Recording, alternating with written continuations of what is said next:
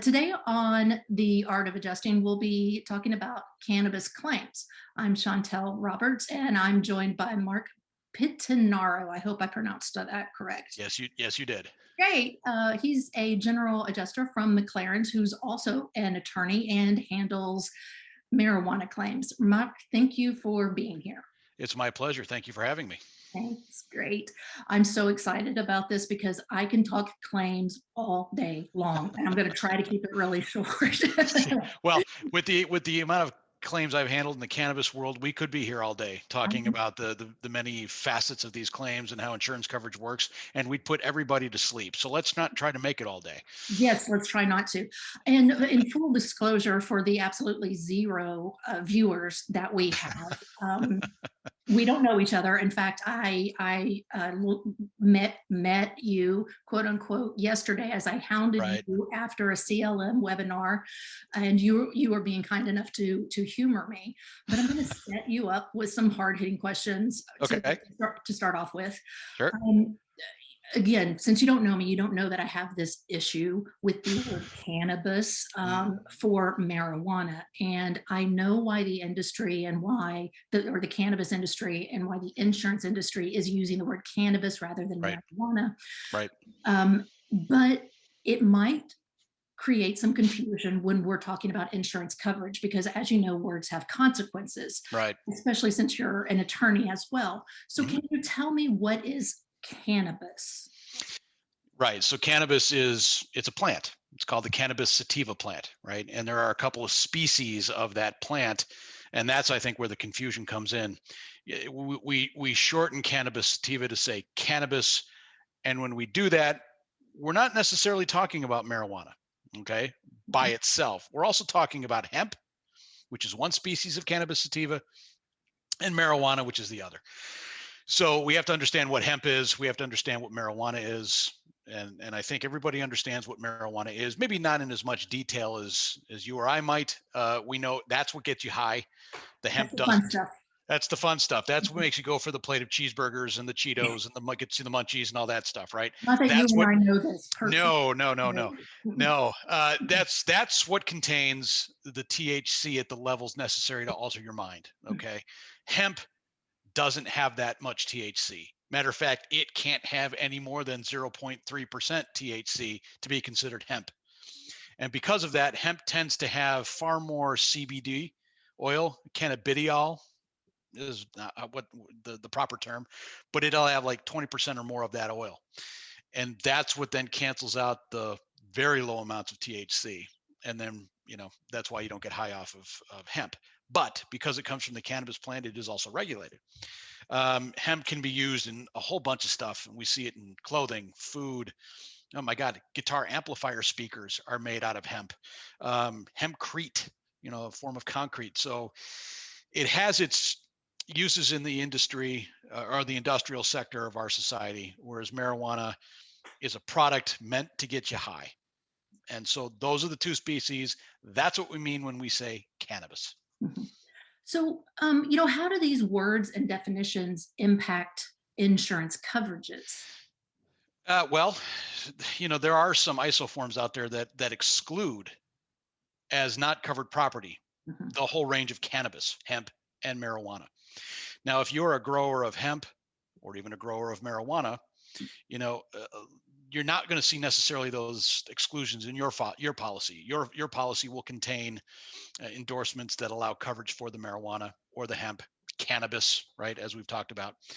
Um, and then they'll have some additional endorsements, things that we as adjusters need to be worried about in terms of warranties for how we store this stuff, um, how it's tracked, how it's traced.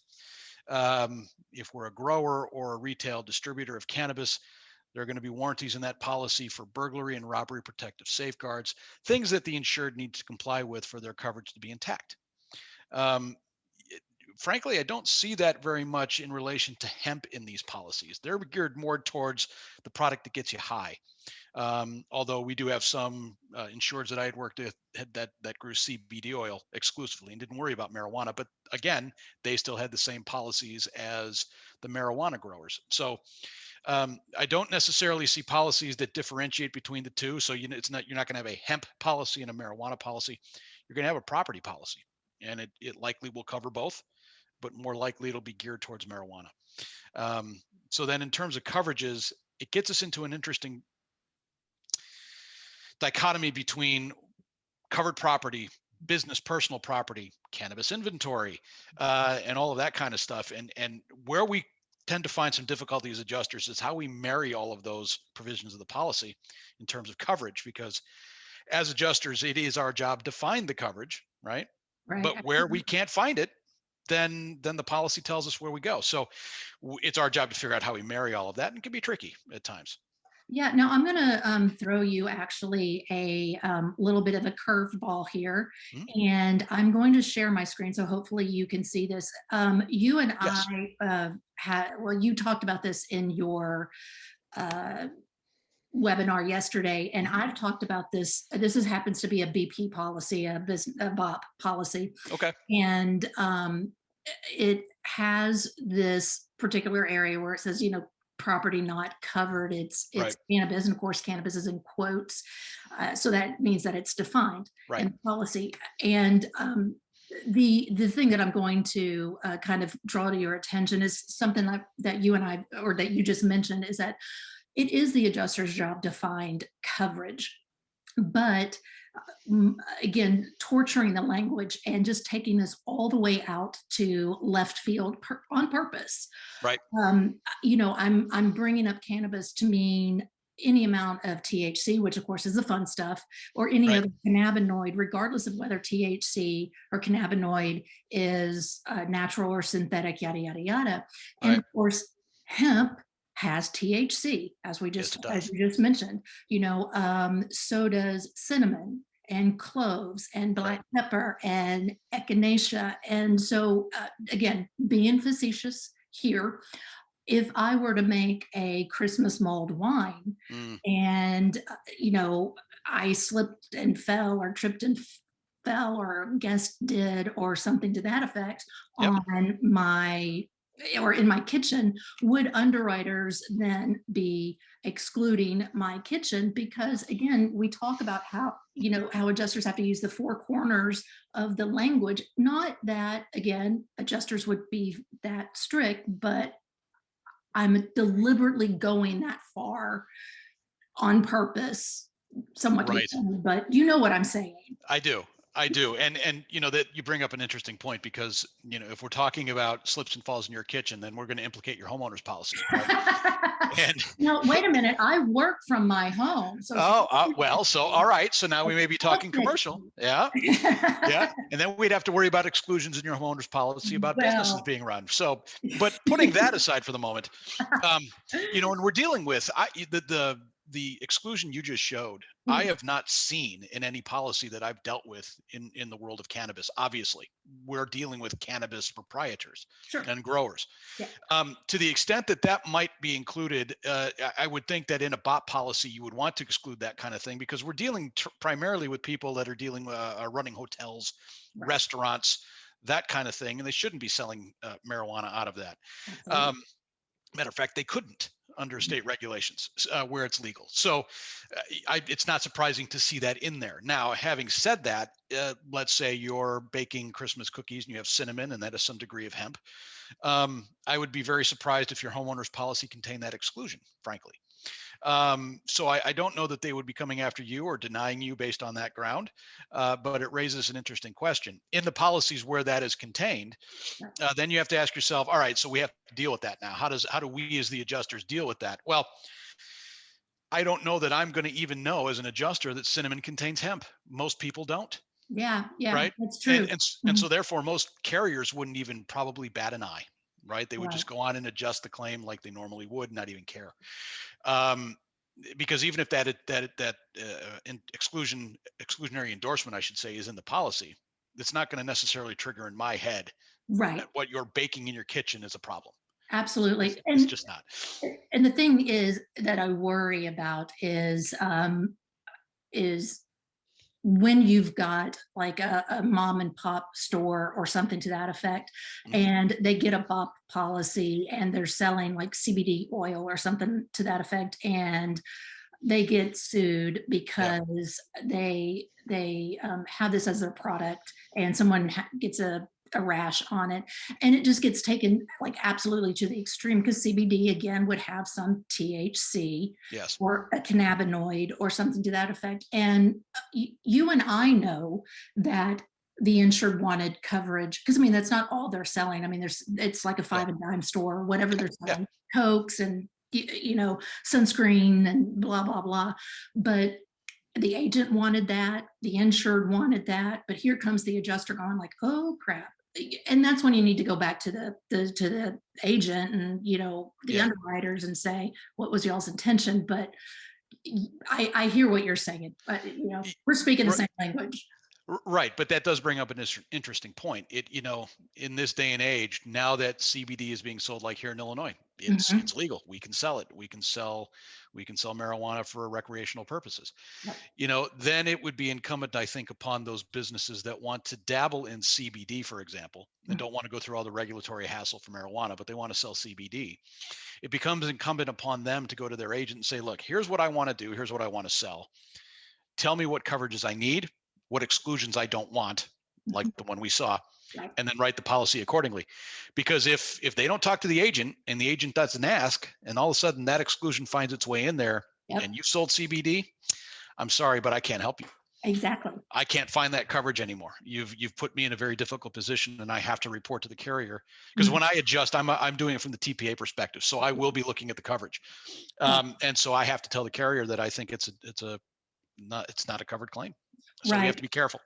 Yeah, when I handled marijuana claims, I handled it from the TPA Hmm. point of view as well for Lloyd's, back when Lloyd's Yeah. was involved with it. So, are there any trends in marijuana claims? Because when I was handling it, like I did a couple years ago, I always joked with my friends like marijuana gets stolen a lot. I don't know why, and it's always by the ex-employees. Yeah. You know and I mean, besides the warranties, which when you were talking about it in your webinar, I'm like, yes, I know all about the warranties, the BR2 and the BR4 and blah, That's right. That's and right. in the safes and Yep. bolted to the floor. And anyway, like I said, the one ex-employee steals it. How does that happen? I don't know. But anyway, are there any trends going on in marijuana claims that you're seeing?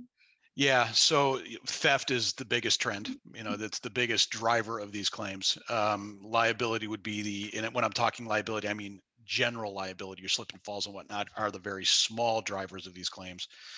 And then somewhere in between, we have, property damage, product liability, and things like that. Although the product liability policies, a lot of the time, for the claims that I handle, there would be no coverage for them anyway, because we've got people trying to say, well, look, I had a vape pen, for example, and because of some governmental ban, I couldn't sell it and the battery went dead.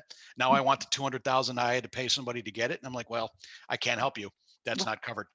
Yeah. Um, It's so interesting. theft I wrote an is, article about that whole thing, yeah, but I guess it was about a year ago, saying, yeah, it's all great for the government to do this, but there is going to be no coverage and nobody realizes this. that's right. Well, because they think it's a product. And Yeah. so they think there'll be coverage. I have a product liability policy, but the key word being liability. There Mhm. was no third party property damage or bodily injury. And so therefore you're just dealing with lost revenue and I can't help you. Exactly. Just the way Yeah. it goes. So in terms of theft, especially after the George Floyd incident last year, we saw a huge uptick in people just breaking into dispensaries. A Mm. lot out in California that we handled, some elsewhere, but California seemed to be the biggest state where this occurred. And in that instance, we have to ask ourselves about those warranties and the policies in terms of what's on display, what should have been kept off display. Should they have moved everything off display into a safe or a vault room? Which then gets into another issue about vault rooms and how that's defined. But yeah, so outside third party theft, certainly employee theft, which again implicates some track and trace warranties we find in these policies and whatnot. And then the other bigger trend is with the growers.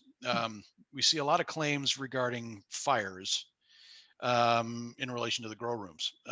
Two, for example, that I can think of that I handled involved a light bulb, Right. a metal halide 1,000-watt light bulb that went kablooey, Oh, yeah. and Hmm. molten pieces of it dropped down onto a plastic table and started to smolder. No fire, but enough smoke to damage a ton of plants in a grow room. Right. Because you So can't clean those buds or anything. So, I mean, they're nope, just gone. they're done. Yeah. So, like 1,400 plants went up literally in smoke, and not in a good way. Not in a good Yeah, way. It not in a wasn't good a way. yeah. Yeah. There wasn't a large crowd gathering and having fun. No, there were people panicking, um, or where we'll see people use, like I can't remember the exact name of the product, but some kind of um, pesticide control, and it's a Mhm. burner, Yeah. Yeah. and there are sulfur pellets put into it, and it's some kind of electrical, like an electric stove will heat those, emit a gas, and keep the pests away. Well, sometimes you can have those pellets fall down, ignite something because they're hot, or the element can spark, creating fires. So in the grow rooms we see fires a lot, we see smoke damage a lot, and we see a lot of thefts. Slip and falls at dispensaries, not so much. um, Property damage, like your straight up property claim that doesn't involve the crop itself, yes, we see those, Right. but by and large they're theft Yeah. and damages to the crop itself. Yeah. So those are the trends I see in terms of claims coming my way. Cool. Right. Great. So, Mark, I know that you're super busy because right now, even though we're still kind of in a pandemic, marijuana is considered to be an Mhm. essential service. So I'm not going to keep you anymore. But before you go, is there any other thing that you would like to plug? Do you have any more speaking engagements, any more seminars or anything like that you'd like to plug? No speaking engagements or seminars at this point. That may change in the future. But what I would like to say is that if anybody needs a TPA to Yes. administer their cannabis programs, McLarens can do it. I can do it. We have that capacity. We have that ability, and be more than happy to help. That's So, great. Yes, because you sound like a very educated kind of guy when it comes to that. Because, like I said, when I was listening to you on CLM, you were asking these questions, and I'm sitting there answering them. Going like, "No, it's not covered." that's right. So, Right. and I don't even know your policy yet. It was just based off of what I remembered as Hmm. an adjuster handling those policies. Right. So, Mark, again, I really appreciate you talking with us, Oh, and you're welcome. I'm gonna let you go. Thank you All so right. much. Thank you very much. I appreciate you. And thank you for having me. Bye-bye. This week, I discussed cannabis claims with Marc Pittinaro. He is an adjuster with McLarens who handles marijuana claims. But every claim is different, and every insurer has different protocols for handling losses. However, this being in the litigated world that we're in, please see below for some legalese. Few claims go to a jury trial, and picking the expert who has been deposed the most or who has gone to trial the most may not be the correct expert. Failing to have a second set of eyes on the claim in order to save some expenses isn't always the best way to resolve a loss. As an expert witness and a former claims adjuster, I'm sharing my experiences in the art of adjusting. Thank you for watching. I appreciate your time.